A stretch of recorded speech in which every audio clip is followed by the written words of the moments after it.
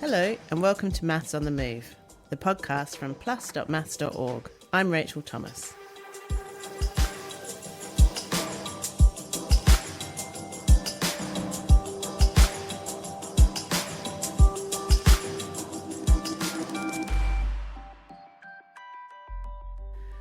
Now, one thing we all have in common is if you've been to school, you've had to study maths. And while you were there, you'll almost certainly, well, if you're from an English-speaking country, you'll definitely have to have studied Shakespeare.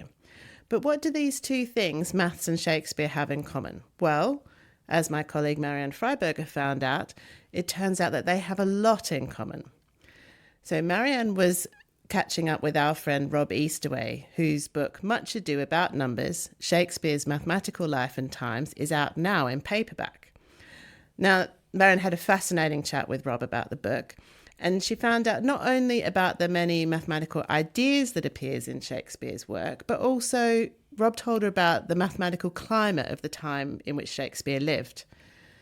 So there was a mathematical revolution going on while Shakespeare was alive, and music was considered a subsection of maths at university. But my favourite fact that Rob told Marianne was the school system of Shakespeare's time gave us the word trivial that mathematicians love so much, and if you've ever read a mathematical proof, you've probably seen.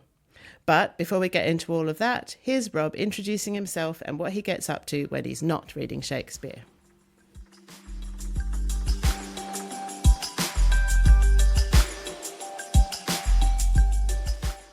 I'm Rob Eastaway. I write books about the maths of everyday life, and I'm also director of Maths Inspiration, which are theatre-based lecture shows for year 11, year 12, 15 to 17-year-olds to show them that there's more to maths than taking exams. And I've been to Maths Inspiration shows and they're truly amazing. I mean, there's a big audience often, isn't there? And they're on the edge of their seat. Well, it's fantastic when it's like that. But yes, we have audiences of up to 1,000 in perhaps a West End theatre in London or the Bristol Beacon Theatre. So it's a very different dynamic when you've got a vast number of teenagers in there. Clearly, it can't be a regular maths lecture. So it's very much about making these things, good, rich maths content, but entertaining, engaging, interactive, and with a sense of humour as well. Now, as you say, you're also an author. You write about mathematics. And I have this beautiful book in front of me called Much Ado About Numbers, Shakespeare's Mathematical Life and Times. Tell us how it came about. Like, how did you even think about writing a book about mathematics in Shakespeare's times and in Shakespeare? That's a really good question. Many people ask, because why would you do it? And the reason why I did it was by accident. This is a case of serendipity. So the Maths Association were holding their annual conference in Stratford-upon-Avon in 2022. And I was going to do a workshop, as I always do, and I thought, Stratford-on-Avon, Shakespeare, it would be fun to do maths and Shakespeare. It was kind of a joke, just a hook to hang things on. And the kind of jokes, I was going to do it with my colleague Andrew Jeffrey, and we were bantering about we could do 2B or not 2B, the algebra of Hamlet, and just use these things as a springboard for talking about maths ideas. I thought, I better just word search Shakespeare, see if any maths is in there. Does the word mathematics appear? And it does. It appears twice in a play called Taming of the Shrew. I thought, that's interesting. Why is it there? And what about division? And what about this? And what about that? And what was going on in maths in Elizabethan time? And so I pulled on this thread, and out of it came the most fascinating non-joke of Shakespeare, it turns out, was really into numbers and very numerate and uses numbers all over the place. But he was also living at a time when there was massive innovation happening in mathematics. I was going to ask you that. There was something about how the way we write numbers, how that changed. Well, yes. So perhaps after discovering a few maths words, the next big breakthrough was the discovery that Shakespeare's dad, who made gloves, was the last generation in England who would only have learned Roman numerals. And Shakespeare, wonderfully, was the first generation who are learning both Roman numerals and the new Indo-Arabic numerals. Which is what we still use today. Which we use today. And they'd been around for hundreds of years. They'd worked their way from India to the Arab world to Italy through trade, and they worked their way up through Europe. But they didn't make it to England until the 1550s. And Shakespeare's born in 1564, and the books start appearing which have these numbers in. So he's like at the cutting edge of this. And it's a massive revolution, really, because the place value system is what really changes, I suppose, the way you do arithmetic. Yeah. I mean, because is it right that people used to use counters a lot more before? They did. They would have used an abacus type system, and you'd have been well trained up, so you could do it very quickly. To do arithmetic very quickly, you could do adding, subtraction, multiplication, division with counters, but there were lots of disadvantages. To load a number, you've got to place all the counters on this board, and then when you've got the answer, you can't check your workings. There's no little carries. No one can look at. So you've got to redo it, and it's quite a convoluted way of doing calculations as well. So however quickly they could do it, our modern method was so much quicker. And it was much quicker to write out numbers with place values, much more efficient. So in the end, I think it's market forces that brought this in, and the growth of trade in the 16th century just meant we need to be keeping count of numbers a lot more, and this new system is much quicker. And Shakespeare was right in the middle of it. So if we set the scene of Shakespeare growing up and going to school, I mean, school... I learned from one of your talks it was all Latin. Everything was in Latin, and it was all oral as well. So no books. The teacher might have a book that they're reading out from, but the pupils will rarely open and read a book because they're so expensive. So most of it is things being said to them and then repeating it and learning all these great Latin texts from which they learned at school. School was for boys only, aged 7 to 14.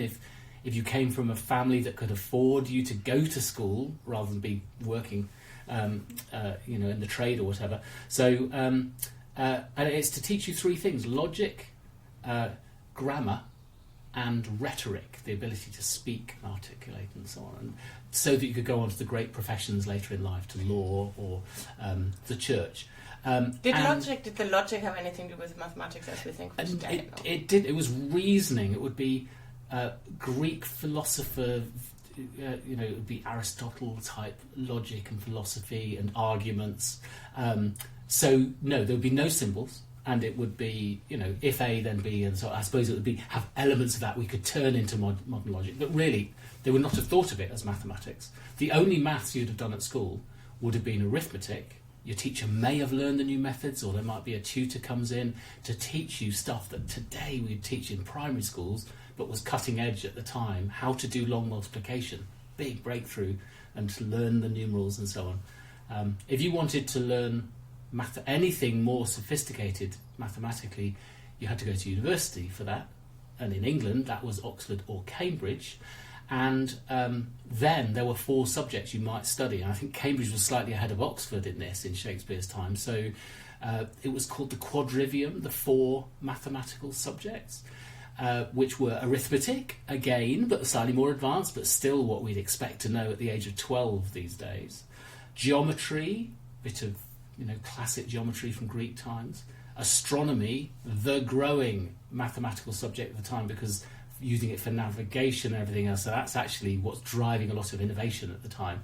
And the 4th one, music. Interesting, isn't it? Yeah, interesting. Music, a mathematical subject. And you go to Shakespeare's work, I mean, his work is full of music, but sometimes with little references that show that he's thinking of it as maths, as a mathematical subject. There's a scene in The Taming of the Shrew, that one that mentions mathematics, where a guy called Hortensio disguises himself as a tutor so he can go and give private lessons to Bianca, who he quite fancies, and he's dressed as a tutor of music and the mathematics. Not because he's a jack of all trades, but because they're the same thing. There's one little lovely thing I learned from this. In mathematics, we often use the word trivial to say that something is very easy, or easy to, not exactly common sense, but it's a quick, easy proof. Now, that has an interesting connection to the school mathematics of the day. Exactly. Well, and so I said the quadrivium, there's the 4 university subjects, but culturally, the number 7 was really important right back in history, and certainly in medieval and early modern times, equally so. So education happened in 7 modules, the quadrivium plus the trivium, the 3 subjects that you did at school. So the logic, rhetoric and grammar, that's the trivium, and it's trivial because that's the easy stuff because you do that at school. So anything but trivial for us to think about doing Latin lessons, and that's just trivial. The hard stuff is the maths later on. But yeah, that's where the word trivial That's comes very from. interesting. Yeah. Give me a bit of a sense of mathematics that appears in Shakespeare. So, well, here's a really intriguing one, because again, it's maths that was taking off at that time, linked with playing games. Shakespeare refers to a lot of games, and the most popular games in late Elizabethan England were card games and early forms of what today is poker, but at the time there was a game called Primero. It was very like poker, but even more popular than that were dice games, and a game called Hazard, which was sort of about rolling dice, but before you roll the dice, predicting what total would come up. And Shakespeare talks about hazard. He uses the word quite a lot, both in its modern sense of a risk, but also talking about the game of hazard. But the word hazard and risk comes from an Arabic word, azar. So it's actually, dice is what leads on to the whole understanding of risk. So Shakespeare's talking about this game, and at various points, he actually not talking about the game, but in different places, he talks about odds. So you can see that the whole language of probability was out there thanks to games and betting. There's a reference in Hamlet, there's a reference in The Tempest, 10 to 1 odds of things. But these were all based on a hunch. No one actually knew how probability worked. So Shakespeare was he would have played these games in the pub. He would have had a sense of, yeah, it's better to bet on 10 than 15 because it's more likely. But no one knew quite whether rolling 3 dice, it was better to bet on 9 or 10. And the maths of the time said you can count, there are, I think, 6 ways of getting 9 and 6 ways of getting 10, if you ignore the order, and therefore they're equal. And they felt equal, except 10 felt a bit luckier.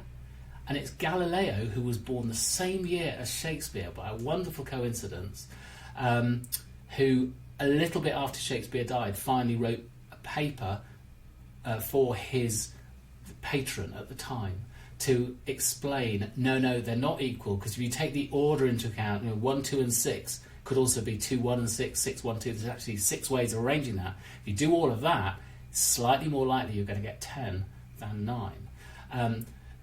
So that breakthrough is just post-Shakespeare, but you could see that people had a hunch about what the chances were, and some things are more likely than others. And so just the notion that they're referring to odds without quite understanding how odds work. About Galileo, there's another thing I learned from you I found interesting. Now, Galileo had telescopes. He invented a telescope. Mm-hmm. He observed the 4 moons of Jupiter. And there's an interesting connection. Can you tell us that? An interesting connection to Shakespeare? Yeah, it's, I think, 1609 or 1610 that he spotted the 4 moons of Jupiter, and that's yet another nail in the coffin of the idea that there are 7 planets. So the dominant idea since ancient times have been there's 7 planets, 7 things that don't follow the stars, and planets means Greek word for wandering, whatever. And the planets were, Mercury, Venus, Saturn, Jupiter, Mars, the Moon, and the Sun.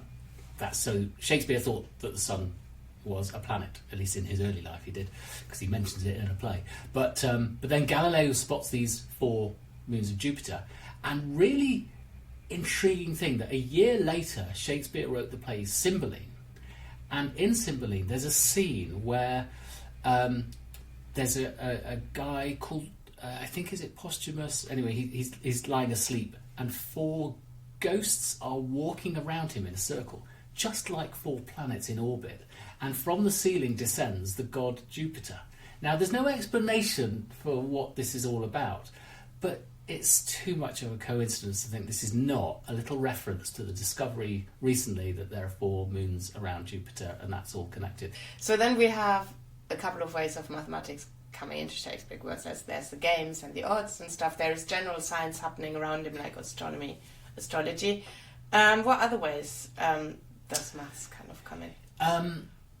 So in Shakespeare specifically just plays with numbers in a beautiful way that suggests that he was very arithmetical, because he uses numbers so much. And just one example of many, it was one of my favourites, is in the play Othello, Bianca, there's a different Bianca from the one I talked about earlier in Taming the Shrew, but this Bianca is very sad that her boyfriend, whose name is Cassio, unrelated to the calculator we all use. I wish it was where it came from. But anyway, Cassio's been away for a week, so he comes back and she says, oh, what, a week away, 7 days. You think, okay, we get the point, this is hamming it up a bit. But she decides to go one further and to tell Cassio how many hours he's been away for, how many hours there are in a week. Now, it's really interesting. I ask around, how many hours are there in a week? It is not a well-known fact. You have to work it out, 7 times 24. Well, it's 168. So Shakespeare had gone to the effort of working this out and have her say how many hours it is. You don't do that just for the sake of, you do it because you like numbers. But he doesn't say 168, because that's not very Shakespearean, it's not very nice rhythm, it's not very pithy. No, he says it in a very Shakespeare way, which is 8 score 8. And score is one of his favourite numbers. It means 20. It was a very popular word in that era. We don't use it so much now. But of course, 8 score 8, nice little symmetrical expression, 3 syllables, and it fits with iambic pentameter, do. And 8 times 20 plus 8 is 168. So he's kind of spotted that, and it's a chance to fit it in. And it's, you know, it's not the kind of thing that people have ever picked out really before, because he's just saying it, stating it as a fact. But you think, well, why would anyone go to the effort of saying that if you didn't like playing with numbers? Yeah. And he does it with monetary values and with the way he talks about nothing and zero so much. And of course, this is the new symbol that's come with the Arabic. The symbol for zero, which previously was just an empty space. Exactly. Yeah. Now, it's not called zero in Shakespeare's time, because that's a French word that doesn't arrive in England really till the 1600s. So instead, the thing we now call zero had a different name. It was called the cipher, which is a great word, isn't it? So we think of it as a code, and Shakespeare sometimes uses it, ciphering as code, but more often he's talking about it because it's about zero. And he's clearly intrigued by this new idea on the block. One of his famous history plays, Henry V, where a guy called the Chorus comes on stage at the beginning and says, you know, this is not how he says it, but he basically is saying to the audience, you're going to have to use your imagination, because we have to represent an army of 1 million, and there's only 7 of us on stage, but that's okay. Think of me as the 1 and my fellow actors as zeros, and that way we make a million. And so he says it in a much more poetic Shakespearean way, but that's basically what he's saying. Treat me as the 1 and my colleagues as the ciphers. And it's funny, that little bit, I notice, is not included in the Henry V film, the classic version, Kenneth Branagh's version. I was looking for it. Where is it?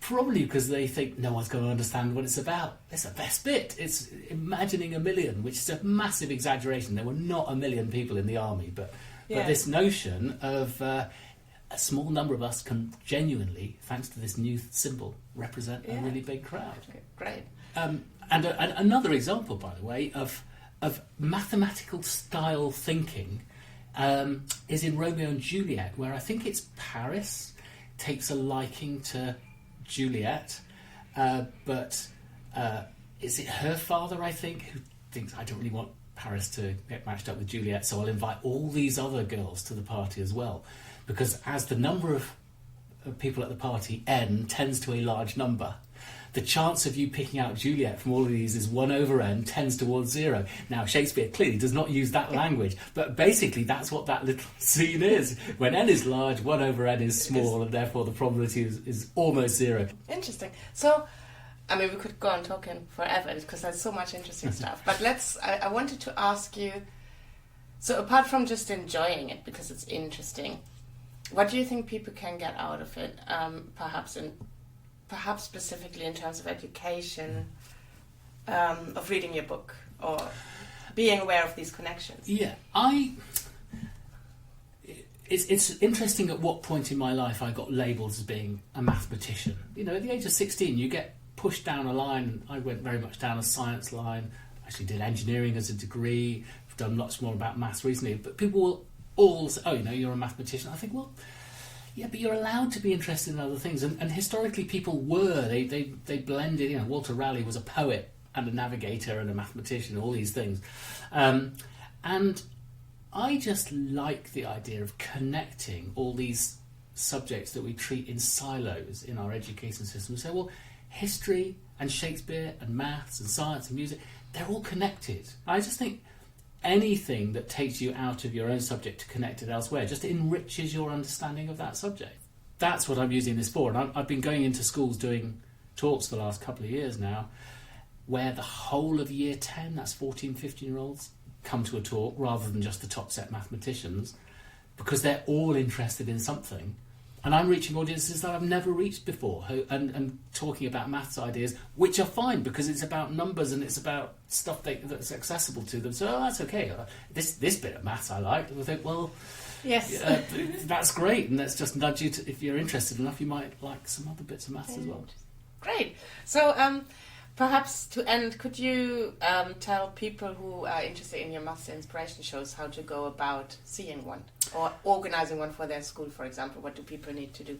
Well, so Maths Inspiration, our main shows are held in theatres around the UK, mainly in England at the moment, for 15 to 17-year-olds. And we have a website, mathsinspiration.com, and we keep up to date on there. When we have dates for shows, you can go and look up on the Maths Inspiration website and see if there's a show near you. You know, we hope that schools will bring not only the kids who already love maths, but the ones who maybe don't realise that they like maths. And we've got a little observation we like to make when we think that show really worked. When we overhear one student leaving and saying to a friend, that was better than I expected, because it means that they really weren't, you know, they didn't really want to go on a maths field trip, but actually it means we've reached an audience who weren't already converted. That was Rob Eastaway talking to my colleague Marion Freiberger about his book, Much Ado About Numbers, Shakespeare's Mathematical Life and Times. It's published by Allen and Unwin, and the paperback is out now. If you're interested in Rob's work doing the amazing Maths Inspiration shows, and we really recommend them, they're fantastic, we'll put a link to those in the show notes, as long as any other topics that we've mentioned in the podcast. That's it for this podcast. If you've enjoyed listening, then please do recommend us to a friend, or subscribe, rate or review us wherever you're listening. It really helps other people find the podcast. Thanks for listening, and bye for now.